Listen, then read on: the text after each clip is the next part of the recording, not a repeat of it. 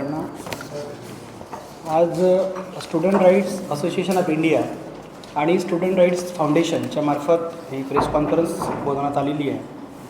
प्रामुख्याने भारत देशामध्ये एक सगळ्यात मोठा रोग असेल तो रोग करप्शनचा आहे. आणि करप्शनचा रोग हा प्रत्येक घरामध्ये म्हणजे गावखेड्यापासून तर शहरांपर्यंत मोठमोठ्या लोकांपर्यंत हा रोग पसरलेला आहे. आणि त्याचे अनेक परिणाम आपण भोगत असतो. अनेक परिणाम आपण लहानपणापासून बघितले. आपण सगळे ग्रामीण भागातून येतो.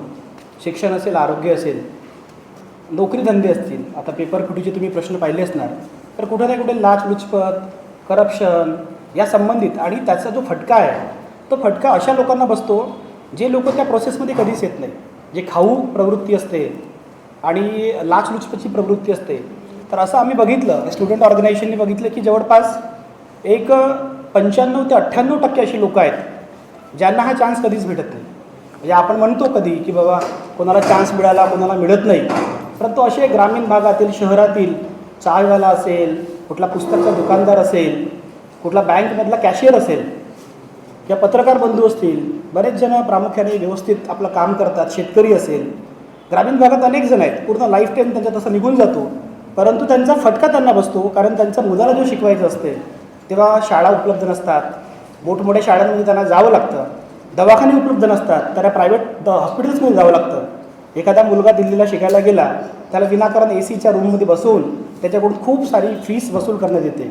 डॉक्टरांचं तुम्ही बघितलं असणार, याच दवाखान्यातून औषधी घेतली पाहिजे, याच फार्मसीतून औषधी घेतली पाहिजे पासून तर अनेक प्रश्न आज सर्वसामान्य पडत आहेत. परंतु ग्रामीण भागातील किंवा गरीब असेल किंवा कुठलाही माणूस असेल, हा माणूस नाईलाज असतो. त्याला काही उपाय नसते. तो सोना विकेल, घर विकेल, घर गहाण ठेवेल, अशा पद्धतीने समोर जातो. आणि यामुळे झालं काय तर पूर्ण भारतभरामध्येच, महाराष्ट्रातच नव्हे तर भारतभरामध्ये संपूर्णपणे निराशा, युवकांमध्ये निराशा, लोकांमध्ये निराशा. जर एखादा आत्ताच TETचा पेपर महाराष्ट्रात फुटलेला, त्यावेळी आपण बघितलं की कुठेच काही त्याचा आवाज नाही आहे.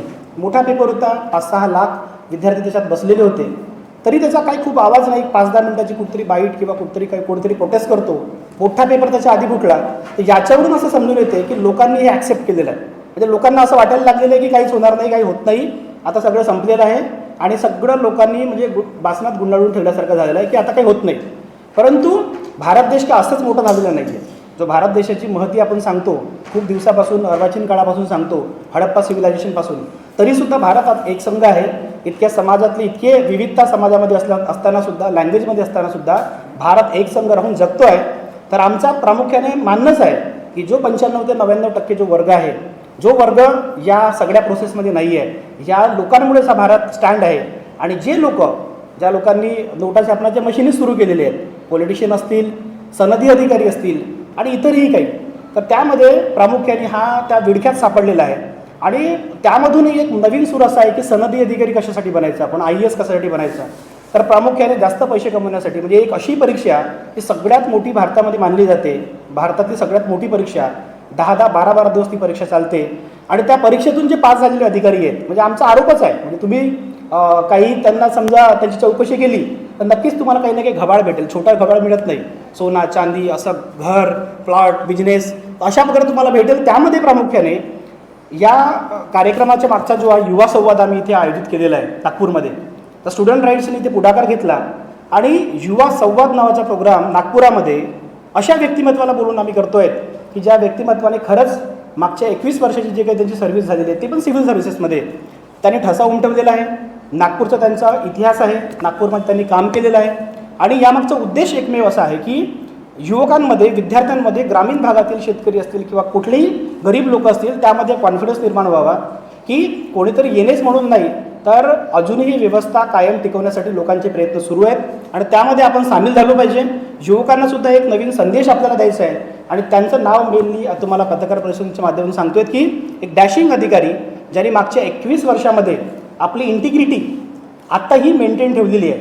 बरेच असे अधिकारी येतात, 2 वर्ष 4 वर्ष हाय हॅलो करतात, बुलडोजर चालवतात, काही लोक दुकानं उचलतात, असे अधिकारी येतात. काही जेलमध्ये टाकतात काही लोकांना, काही लोक ड्रग्स पकडतात, परंतु त्यांची इंटिग्रिटी टिकून राहत नाही. तर असा एक अधिकारी महाराष्ट्रात आहे ज्यांनी आपली इंटिग्रिटी मागच्या 21 वर्षात 25 वेळा बदल्या होताना सुद्धा ती टिकवून ठेवली. आणि आज जो आपला जेवणाचा प्रश्न आहे, खाण्याचा प्रश्न आहे, त्या खाण्याच्या प्रश्नांवर ते आता ते कमिशनर आहेत FDAमध्ये, आणि त्यांनी दाखवून दिलं की आपण काय खातो, आपली काय लाईफ सुरू आहे सध्या, आणि आपलं काय मार्केटमध्ये जे काही दूधजन्य पदार्थ असतील किंवा कुठलेही पदार्थ असतील त्यामध्ये आपण काय करतोय. तर अशा एका डॅशिंग अधिकाऱ्याला आम्ही बोलवायचं ठरवलं आणि त्यांनी आमचं निमंत्रण जे ते स्वीकारलं आणि ते या 2 ऑगस्टला नागपूरमध्ये सुरेश भट सभागृहात येत आहेत. युवा संवाद नावाचा कार्यक्रम आहे. या युवा संवाद नावाच्या कार्यक्रमामध्ये नुसतंच युवक नाही तर विद्यार्थी असतील, शेतकरी असतील, नागपूरकर असतील आणि नागपूर बाहेरील व्यक्ती असतील. तर असा आमचा अंदाज आहे की 4 ते 5 हजार लोकांचा हा कार्यक्रम असेल आणि त्यामधून एक चांगला पॉझिटिव्ह मेसेज नागपूर शहरात जावं, नागपूरच्या बाहेर जावं, युवकांना सुद्धा वाटावं की IAS झाल्यानंतर काय काय होऊ शकते किंवा काय करू शकतो आपण. कारण सध्या घडीला अशी स्थिती निर्माण झालेली आहे की कुठल्याही IAS कुठल्याही IPSचं नाव तुम्ही घ्या तर तुम्हाला नेहमी त्यांचं नाव टाकल्यानंतर करप्शनच्या केसेस गुगलवर तुम्हाला भेटतील. तर अशा एक व्यक्तिमत्वाला आपल्याला समोर आणणं फार गरजेचं आहे. त्यांची तर प्रसिद्धी खूप आहे, खूप प्रसिद्ध आहेत ते. तरीसुद्धा आपण या युवकांमध्ये पुन्हा एक नवीन एक उर्मी लोकांमध्ये तयार करण्यासाठी म्हणून आमचा एक मानस आहे. तर student rights association of India आणि स्टुडंट राईट्स फाउंडेशननी हा पुढाकार घेतलेला आहे आणि या माध्यमातून पुढच्या 2 ऑगस्टला हा कार्यक्रम होणार आहे. या कार्यक्रमासाठी तुम्हा सर्वांना विनंती आहे आमची की आपण पूर्ण नागपूर शहरामध्ये याची प्रसिद्धी देऊ, नागपूरच्या बाहेरसुद्धा प्रसिद्धी कशी देता येईल ते त्यासाठी प्रयत्न करू आणि हा भरगच्च असा प्रोग्राम आपला झाला पाहिजे, लोकांना चांगला मेसेज गेला पाहिजे, अशी एक तुमच्यामार्फत आमची विनंती आहे. धन्यवाद.